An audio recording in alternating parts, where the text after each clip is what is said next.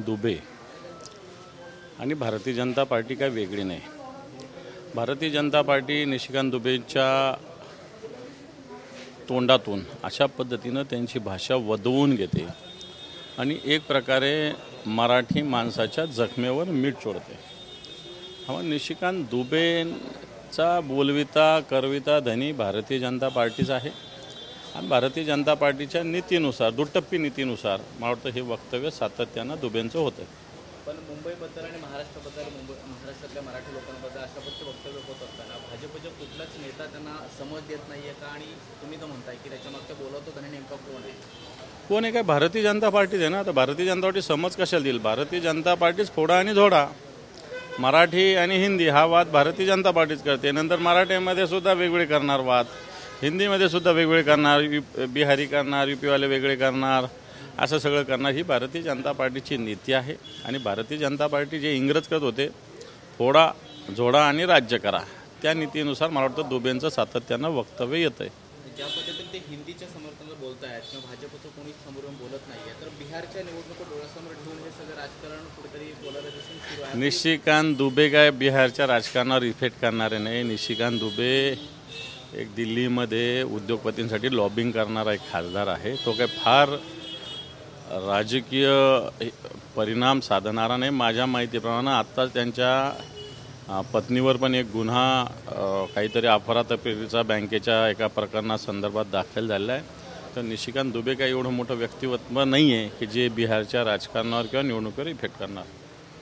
राज ठाकरेंचा आज मेळावा झाला आणि त्यावेळेस त्यांनी सांगितलं की 20 वर्षानंतर आम्ही दोन भाऊ जर एकत्र येऊ शकतो तर हे वेळ सोडून कामाला लागा, युतीबद्दल मी योग्य वेळेला निर्णय घेईन, भूमिका जाहीर करेन। मात्र तुम्ही तळागाळात जाऊन काम करण्याची सूचना दिलेल्या आहे। कडवट मराठीपणा तुमच्याकडे जागा ठेवा, तो घरापर्यंत पोहोचवा असंही ते म्हणतात। मात्र युतीबद्दल अजूनही थेट भाष्य राज ठाकरेंच्या माध्यमातून होत नाही आहे किंवा पदाधिकाऱ्यांसोबत ते उघडपणे बोलत नाही आहेत। युतीचं नेमकं काय होणार आहे त्याकडे? हे पण त्यांनी बांधलेली भूमिका योग्यच आहे। कारण ज्या पद्धतीनं येणार का अशी काय युती वगैरे काय जाऊन लगे एका स्टेजवर एका बैठकीत जाहीर करत असतात का? ठीक आहे, याच्याविषयी प्रोसेस असतील, काही बोलणं असेल, काही असेल ते एखादे चालू असेल नसेल तुम्हाला आम्हाला काय माहिती।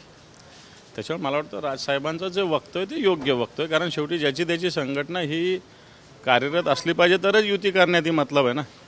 जर आपलं संघटनाच कार्यरत नाही आणि युती करा याला म्हणण्याला कोणता अर्थ राहू शकत नाही। सर, आपण जर पाहिलं तर उद्धव ठाकरे देखील आता दिल्लीला देखील जाणार आहेत। त्यांनी जी इंडिया आघाडीची जे लोक आहेत त्यांची बैठक घेणार आहेत। एकीकडे राज्य स्तरावरती मनसेसोबत जावं अशी देखील काही शिवसैनिकांची मागणी आहे आपण बघितलं तर काँग्रेसकडून याला विरोध होते की मवियामध्ये मनसेला नको। कसं पाहते उद्धव ठाकरे दोन्ही ठिकाणी युतीकडे चाचपणीकडे पाहत आहेत? हे पहा, दिल्लीचं इंडिया आघाडीची बैठक वेगळी आहे। स्वतः राहुलजी गांधी ह्याचे संयोजक आहे, त्यांनी सगळ्यांना निमंत्रित केलेलं आहे। सगळे विषय आपल्याला सरमिसळ करता येत नाही।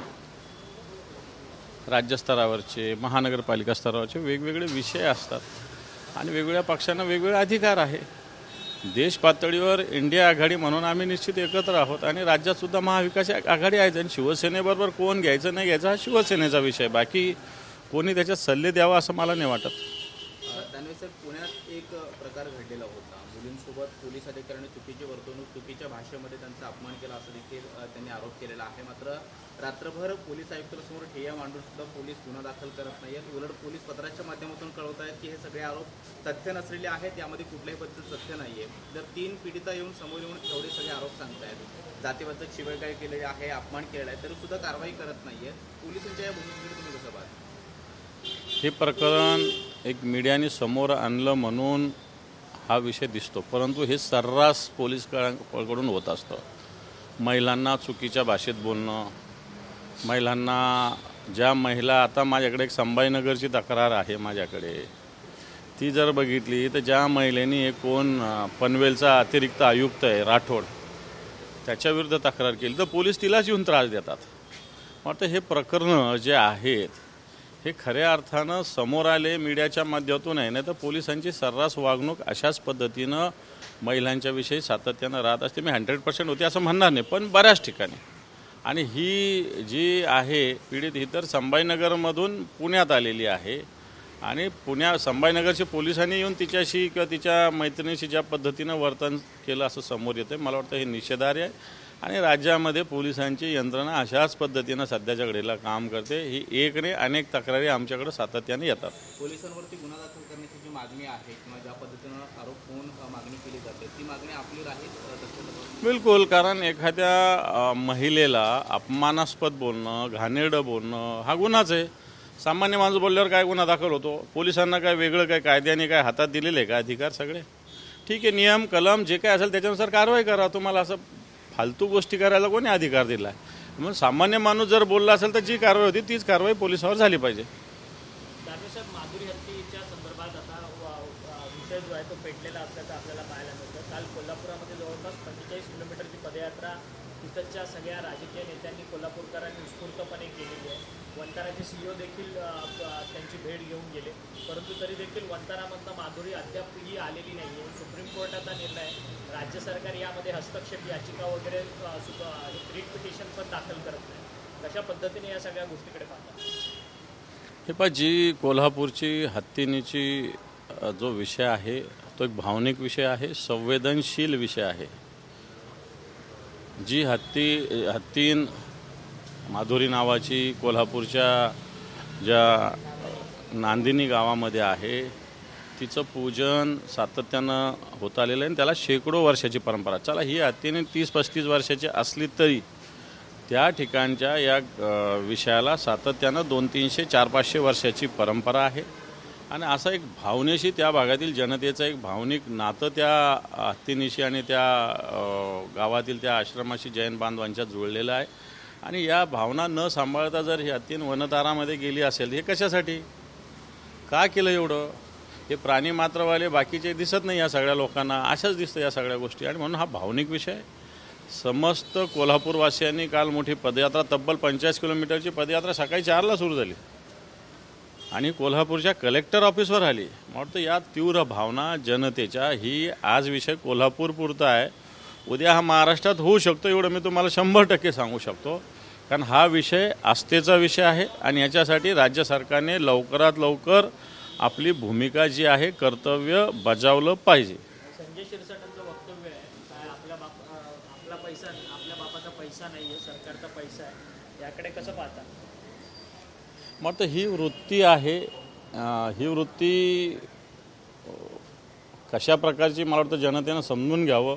उद्या माझ्या मुलांनी किंवा माझ्या वडिलांनी काही कमवलेलं असेल आणि मी म्हटलं आपल्या काय बापाचं जातं, आपल्या काय बापाचं जातं, सरकारचंच आहे, पण मला असं वाटतं अशी वृत्ती चुकीची। जनतेचा एक एक पैसा करातून जन्म आलेला असतो। राज्य सरकारकडे जो असतो पैसा काही हवेतून येत नाही, तो जनतेकडूनच येत असतो आणि याच्यावर उधळपट्टी काय, ठीक आहे, जनतेला ज्या ज्या ठिकाणी आवश्यक आहे तो दिलाच पाहिजे, पण आपल्या बापाचं काय जातं?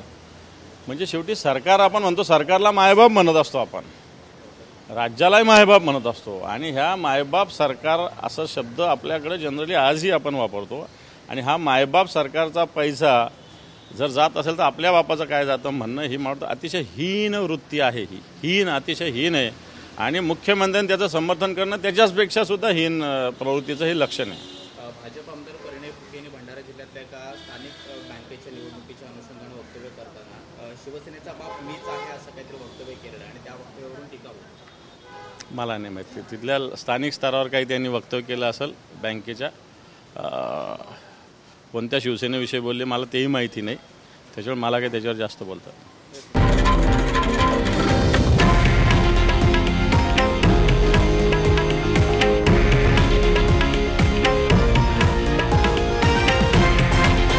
हे आहे देशातील नंबर 1 न्यूज नेटवर्क आणि आपण पाहत आहात TV9 मराठी, एकमेव।